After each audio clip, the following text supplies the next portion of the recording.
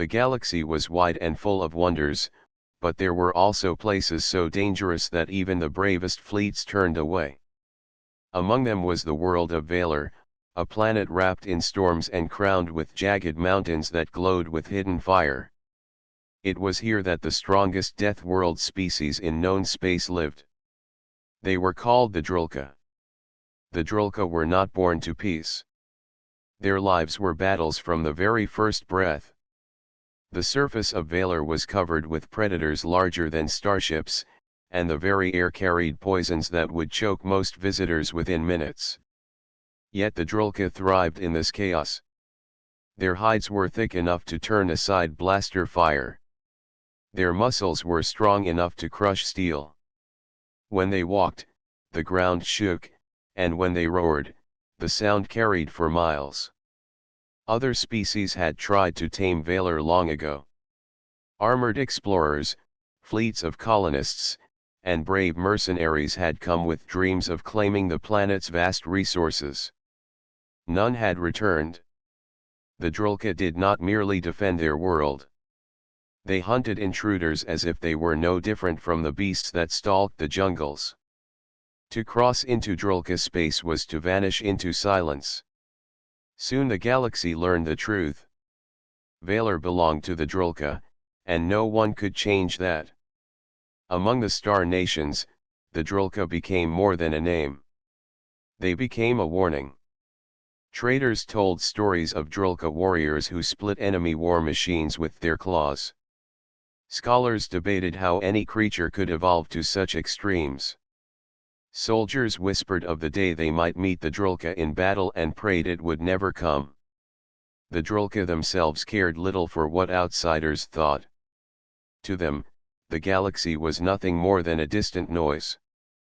Their concern was survival, strength, and honor. In their culture, weakness was the greatest shame, and fear was a mark of dishonor. Every child was trained to fight from the moment it could stand. Every adult was expected to face trials of the wild to prove worth. To lead a clan was not to command but to be the strongest and bravest, the one who stood tallest in storms and never bent. On Valor, no day passed without struggle. The sky often split with lightning, burning forests to ash. Rivers swelled and swallowed entire villages. Beasts rose from hidden caves and attacked with fury. Yet the Drulka did not despair. They met every trial with determination. Their songs were filled with tales of warriors who defeated monsters the size of towers, of mothers who fought storms to carry their young to safety, of clans that refused to fall even when their homes were destroyed. These songs gave the Drulka pride. They reminded each generation that they were born from the strongest soil in the galaxy. Still, there was a truth even the Drulka did not admit openly. Beneath all their strength and pride, there was isolation. They had no allies. They did not trade. They had no friends beyond their own kind. To them, this seemed natural. The galaxy was weak, and weakness had no place beside them. Yet in quiet moments, some among them wondered if this endless cycle of war and survival was all their future would ever hold. Far beyond Valor's storms, the galaxy moved on. Empires rose, federations spread, and trade routes lit up the stars. In this vast network of life and ambition, one new species had begun to appear. They were called humans. At first, they seemed unremarkable. Their bodies were soft, their worlds were mild compared to Deathworlds like Valor, and they did not appear threatening. Many dismissed them. But those who watched closely began to notice something strange. Humans spread quickly, faster than expected. They did not have the claws of the Drulka or the natural weapons of other predators. Yet they adapted to every world they reached. They built settlements in deserts, mountains, frozen tundra, and places no other species had tried to claim. They were not the strongest or the fastest, but they endured. They found ways to survive where survival seemed impossible. The Drulka knew little of this. In their minds, no species could rival the children of Valor. That belief was carved into every lesson, every tradition, every battle. Yet change was coming. The day would arrive when the proud Drulka would stand face to face with the strange and stubborn humans. That meeting would not be marked by fear alone. It would shake the foundations of both species. On Valor's northern plains, under the shadow of storm-lit mountains, a Drulka warlord named Graln stood watching the horizon. His clan had just defeated a beast that had destroyed 2 villages, and his warriors sang of their victory. But even as the voices rose in triumph, Graln felt something stirring inside him. The winds carried a new scent, one he had never known. It was faint, but it was not of his world. The galaxy, which the Drulka had ignored for so long, was about to step onto their soil. And nothing would ever be the same again. The Drulka clans lived in rhythm with their harsh world. Each season brought new challenges, and each victory was a mark of strength. Yet on the edge of the northern plains, something unusual appeared, something that was not born of Valor. A small settlement had been built near the river cliffs. At first, the Drulka scouts thought it was a mistake of their eyes. The structures were not made of stone or bone as the Drulka built, but of smooth metals and shining panels. Lights blinked in the darkness of the storm, steady and calm, unlike the natural fires that danced across their mountains. The settlement was not large, perhaps only a few dozen shelters, but it was there, standing boldly on Drulka land. Graln, the warlord of the northern clan, gathered his hunters. They approached in silence, expecting to find prey cowering inside these strange shelters. Yet when the doors opened, it was not fear they saw. It was humans. The humans stepped out calmly, their forms so small compared to the towering Drulka. Their skin was soft, their hands carried no claws, and their movements looked fragile. The Drulka hunters gripped their weapons, waiting for the order to strike. Surely such weak creatures would beg for mercy or flee back into their shelters. Instead, the humans smiled and raised their hands in greeting. One of them, a woman with dark hair tied back, stepped forward. She spoke in a tongue that none of the Drulka understood. Her voice was steady, and her tone carried no fear. When Graln tilted his head in confusion, she tried again, pointing first at herself and saying a word slowly, then pointing at him with questioning eyes. The hunters shifted uneasily. They expected defiance or trembling, but this was neither. It was as though the humans were asking for names, for understanding. Graln growled low in his throat. He pointed at his chest and gave the sound of his name. Graln. The woman's eyes lit up. She repeated the sound, not perfectly, but with effort.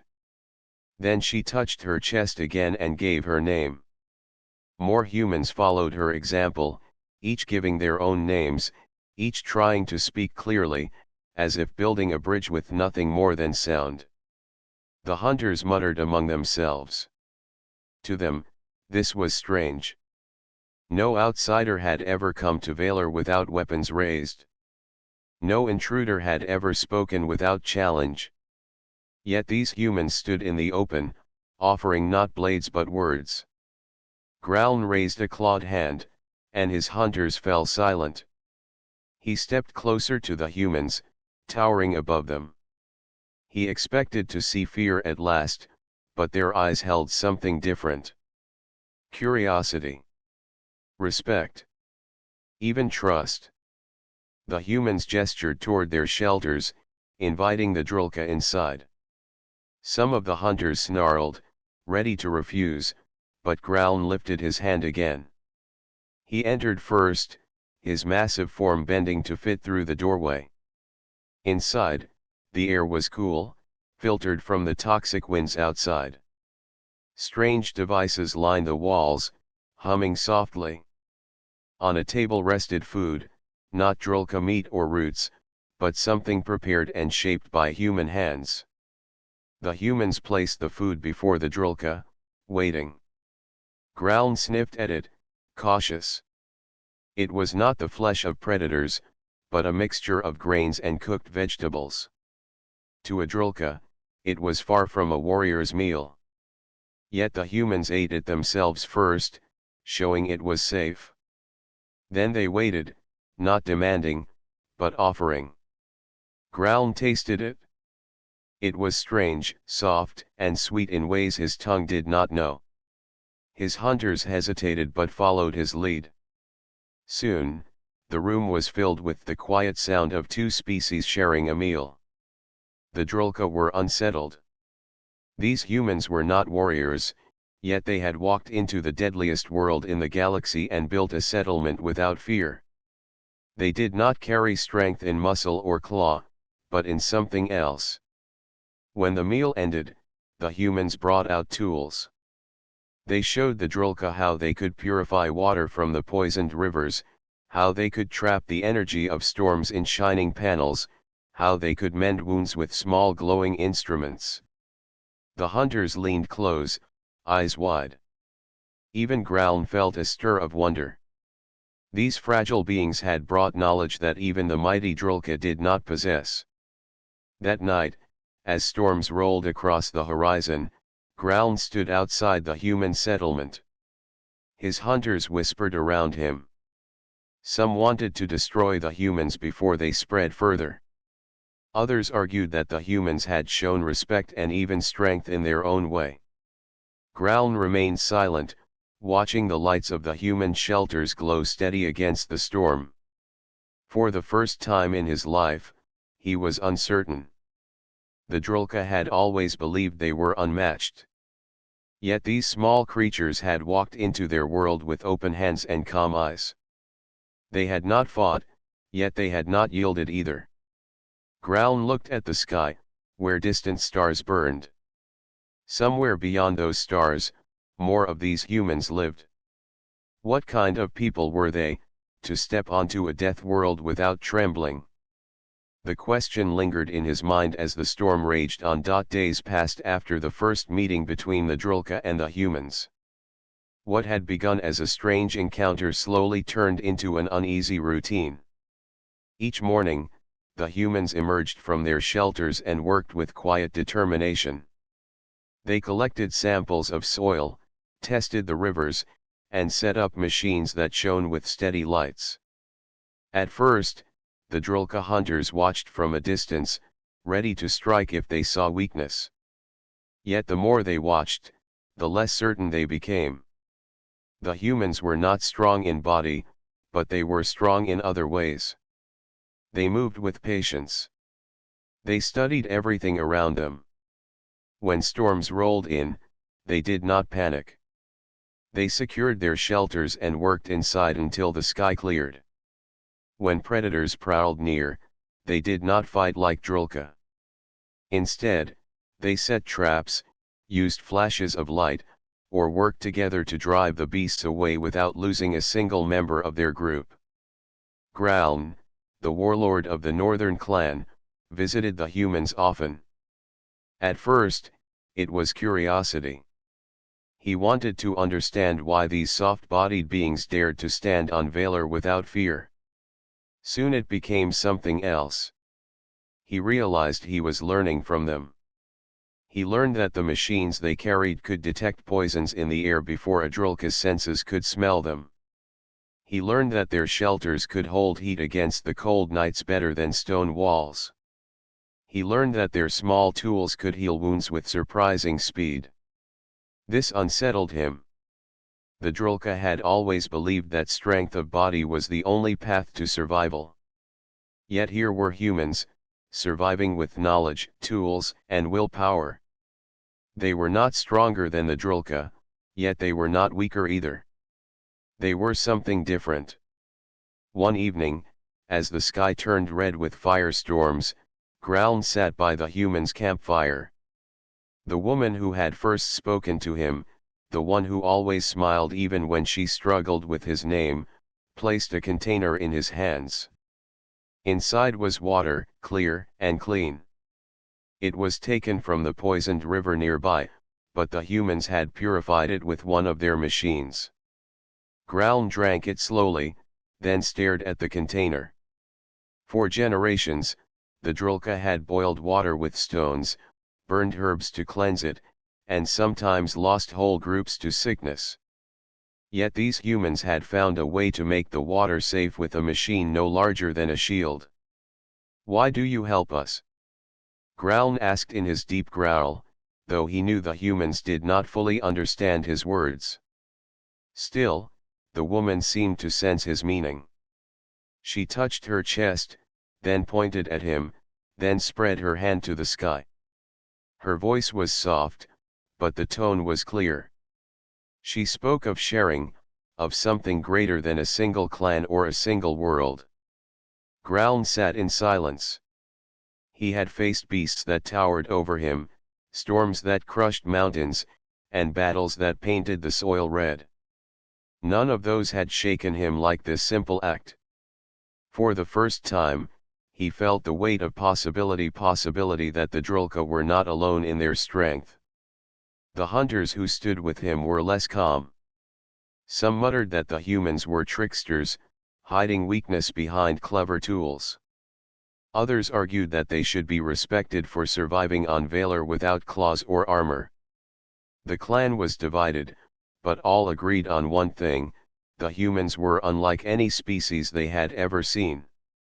The true test came one night when the ground itself trembled. From the swamps to the east rose a creature older than memory, a beast with scales like iron and a roar that split the storm. It was known to the Drulka as the Maw Serpent, a monster that had destroyed many villages over the centuries. Few dared to hunt it, and those who tried rarely returned. When the beast drew near the human settlement, the hunters prepared to fight. They expected the humans to flee, to hide inside their shelters. But instead, the humans acted with a calm that astonished even Graln. They brought out strange devices that emitted high-pitched sounds, confusing the monster's senses. Others lit up the ground with bright flares, distracting its gaze. Working together, they guided the serpent away from the camp without losing a single life. The Drulka watched in silence. The humans had not killed the serpent, yet they had survived its fury. They had done what few Drulka clans could: protect their people without sacrifice. That night, as the humans celebrated their safety with laughter and songs, Graln stood apart, his thoughts heavy. He had seen strength in many forms: claws, fangs, fire, and storms, but never had he seen strength like this. It was not born from power of muscle, but from unity, cleverness, and refusal to yield. The realization unsettled him. For if the humans could survive Valor without claws or hides of armor, what could they achieve on gentler worlds? What would happen when they spread across the stars with this quiet, unstoppable resilience? Graln did not have the answer. He only knew one thing: the galaxy would never look at strength the same way again. The Drulka clans had many traditions, but none were greater than the trials of survival.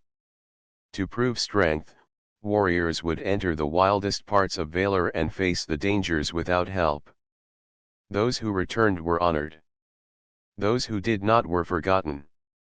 For centuries, this was how leaders were chosen, how courage was measured, and how the Drulka reminded themselves that only the strongest deserved to live. When the humans settled on the northern plains, many Drulka hunters grew restless. They respected the humans' clever tools and calm ways, but respect was not enough. In their hearts, the hunters wanted proof. Could these soft-skinned beings truly survive on Valor, or were they protected only by their strange machines? The answer came in the form of a challenge. At a gathering under the storm-lit sky, one of Graln's rivals, a fierce warrior named Torvak, stood before the humans. His voice rumbled like thunder as he declared the trial. The humans were to enter the Vale Marsh, a place even Drulka feared. The marsh was filled with poisonous gases, sinking ground, and beasts that hunted with silent patience.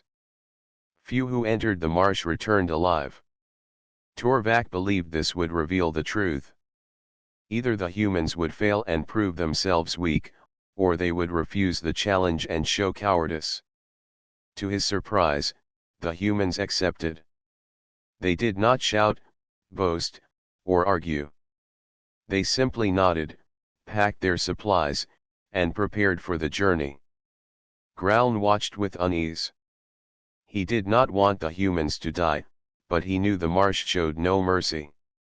Even seasoned Drulka hunters had perished there. He considered stopping them, but the humans' determination was clear. To deny them would be to dishonor their courage. So, with heavy silence, he allowed them to go. The humans entered the Vale Marsh at dawn. The Drulka gathered along the cliffs to watch. Days passed. The marsh swallowed the horizon in mists of green and black. Strange cries echoed from within, and the ground shook with the movements of hidden creatures. Some hunters whispered that the humans were already lost. Others said they must have turned back. But on the fifth day, the humans returned. They were tired, their clothes torn, their faces streaked with mud and sweat. Yet they were alive. More than alive, they were smiling. Graln and his hunters stared in silence. The humans had not only survived. They carried maps of the marsh, marked with safe paths and dangerous regions. They had crafted tools from the poisonous plants, turning them into medicines and binding materials. Most astonishing of all, they led behind them a creature thought untamable, a marsh beast with long legs and glowing eyes. They had calmed it, fed it, and guided it like a pack animal. The Drulka hunters were stunned. For generations, their people had avoided taming the marsh beasts, believing them too wild and violent. Yet the humans, with patience and will, had done what no Drulka had ever achieved. Torvak was furious. His challenge was meant to reveal weakness, but instead it revealed a strength no one had expected. He roared, demanding to know how these fragile beings had succeeded where Drulka failed. The humans only shrugged, their gestures simple. They showed their hands working together, their voices calling one another, their unity stronger than any single claw or fang. Graln stepped forward. He looked at the humans, then at his own clan. His deep voice carried across the plains. Strength, he said, is not only in the body.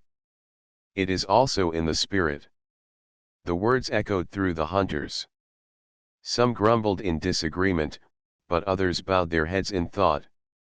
They had seen the truth with their own eyes. The humans did not win with claws or brute force. They won with cleverness, with patience, with the will to endure. That night, the Drulka sang of the humans for the first time. Their songs did not praise strength of muscle but strength of heart. Around the fire, stories grew of how the humans walked the marsh and returned with knowledge, how they tamed the beast of the mist, and how they smiled even after facing dangers that broke Drulka hunters. Graln watched them quietly. He had lived his whole life believing that the Drulka were unmatched. Yet the humans had shown him another kind of power, one that did not break storms with claws but bent them with wool. He wondered what other truths lay hidden in this small, strange species. As the marsh winds howled across the plains, Graln knew one thing for certain. The humans had passed the test of fire. And the galaxy would one day feel the weight of what they had proven. The story of the humans in the Vale Marsh spread quickly across the northern clans. Around every fire circle, hunters whispered about the fragile ones who had survived where even Drulka had fallen. Some called it luck, others called it trickery, but many began to speak of a different kind of strength. For the first time in generations, the Drulka argued not about who was strongest, but about what strength truly meant. Torvak, the fierce warrior who had issued the challenge, was not satisfied. To him, survival in the marsh was not proof of power. He believed the humans relied too heavily on tools and teamwork. In his eyes, real strength came only through battle. And so, before the Council of Warlords, he demanded another test. This time, it would not be the wilds that judged the humans. It would be combat. The humans listened as the challenge was explained through gestures and fragments of shared words. They understood enough.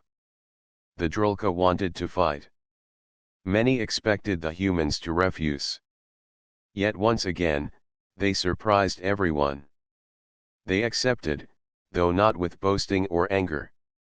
They stood calmly, nodding as if the challenge was no different than repairing a shelter or crossing a swamp. Growln was troubled. He had seen the humans' will in the marsh, and he knew they were not weak. But he also knew that Drulka warriors were fierce, their claws and hides unmatched in combat. He feared the humans would suffer greatly. Still, the council had spoken, and tradition demanded the clash. The battle was held in the arena of stones, a great circle carved into the cliffs where storms often rolled above like drums of the sky. Hundreds of Drulka gathered, their roars echoing across the plains. At the center stood the challengers. Torvak and his chosen hunters towered like mountains, muscles gleaming under the stormlight. Opposite them stood the humans, smaller, softer, yet standing tall with steady eyes. The signal was given. The clash began. Torvak charged first, his roar shaking the ground. He expected the humans to scatter. Instead, they moved together, quick and precise. One darted aside to draw his attention while the others set traps on the ground, weaving cords and sharp stakes they had prepared. When Torvak lunged, he stumbled, his leg caught. He tore free with a snarl, but in that moment, another human struck his side with a weapon that hummed with energy. The blow did not pierce his hide, but it slowed him. And while Torvak fought to recover, the humans closed in, each movement supporting the others. They did not fight like lone hunters. They fought as one. The Drulka crowd watched in shock. Torvak's strength was legendary, yet the humans were turning it aside with strategy. When one of them fell, another pulled them to safety. When one grew tired, the others shielded them. Their unity was unlike anything the Drulka had seen. Torvak roared again, fury blazing in his eyes. He swung his claws wide, striking one of the humans hard. The human fell, breathless, but even then, they tried to rise. Blood ran from their side, yet their face showed no fear. They pushed themselves back to their feet and returned to the fight. A murmur spread through the crowd. Drulka warriors respected many things, but nothing more than refusal to yield. In that moment, the humans showed a spirit that even the strongest beast could not crush. The battle raged until the storm broke above, lightning splitting the sky. At last, Growln raised his hand, signaling the end. Neither side had been defeated. Torvak was still standing, bloodied but unbroken. The humans were battered, some wounded, but none had fallen for good. It was not victory or defeat. It was stalemate. Silence fell over the arena. For the Drulka, this was a shock greater than any. No one had ever held Torvak without falling. No species had ever stood against their warriors as equals. Yet here were humans, fragile in body, unshaken in spirit. Torvak lowered his claws, his chest heaving. He glared at the humans, but his roar did not come. Instead, he gave a slow nod. He had not been beaten, but he had not won either. In his heart, he knew the truth. These small beings were not prey. They were warriors. The Council of Warlords spoke no words, but their eyes told the story. The humans had changed something. They had shown that strength was not only the roar of a beast or the crushing of stone. It could also be the quiet unity of many working as one, the unbroken will to rise even after being struck down. That night, as the storm winds faded, Ground stood beside the human camp.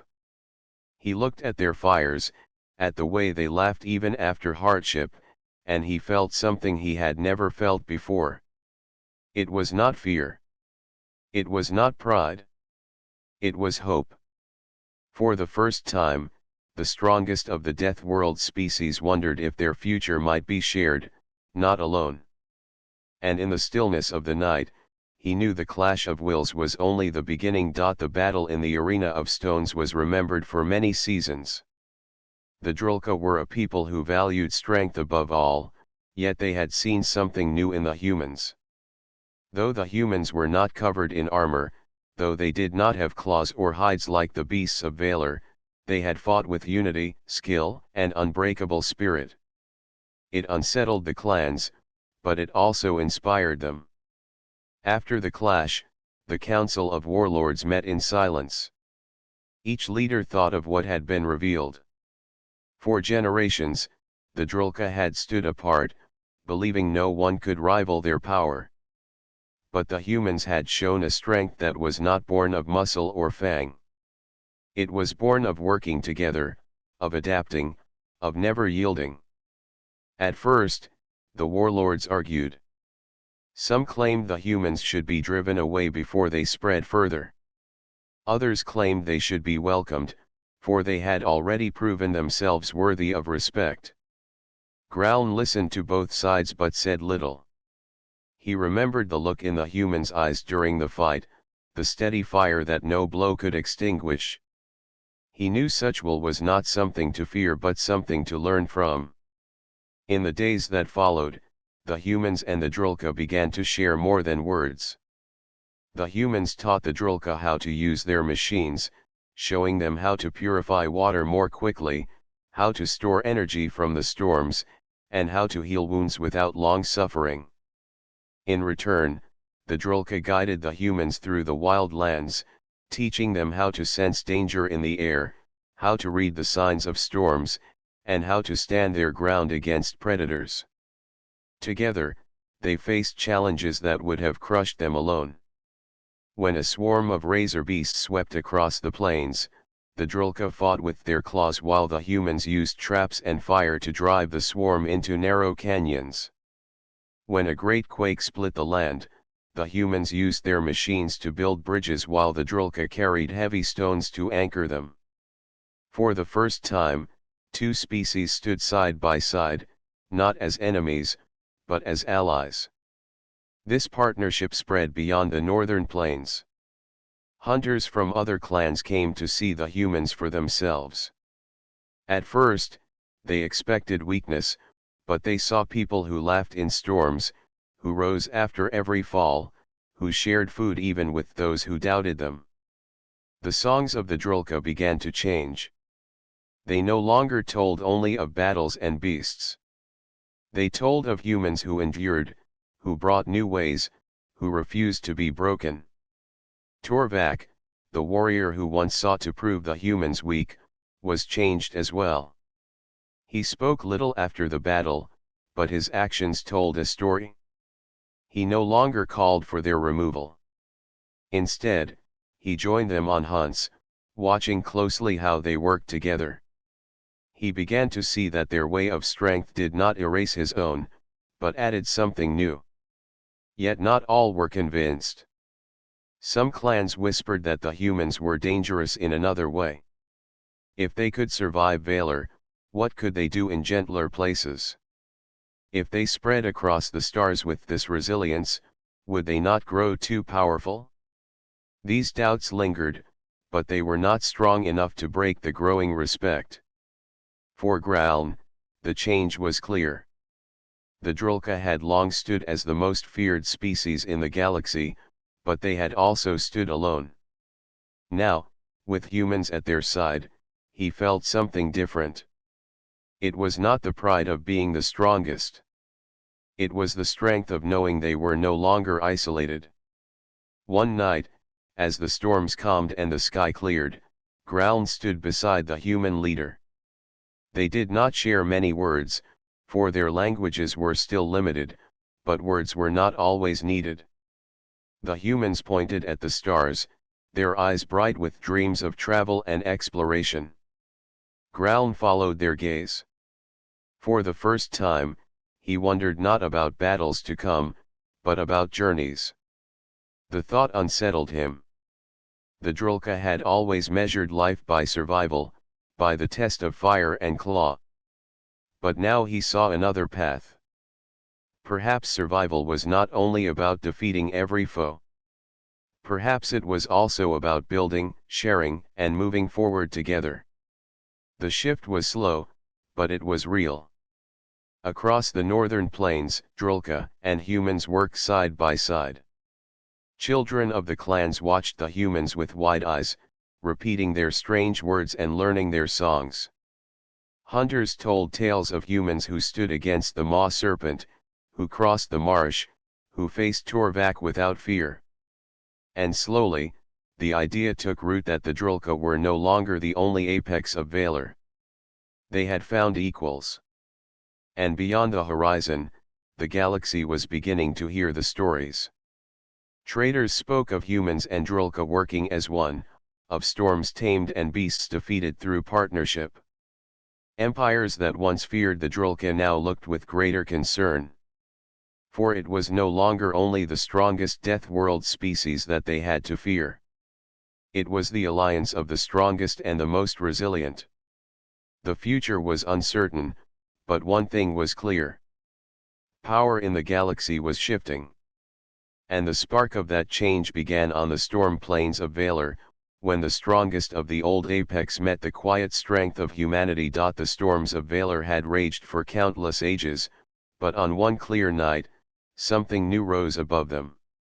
Fires burned on the plains, not for war, but for gathering. Drulka and humans sat together around the flames, sharing food, stories, and laughter. What had begun as suspicion had become something greater. It was no longer a meeting of strangers. It was the beginning of an alliance.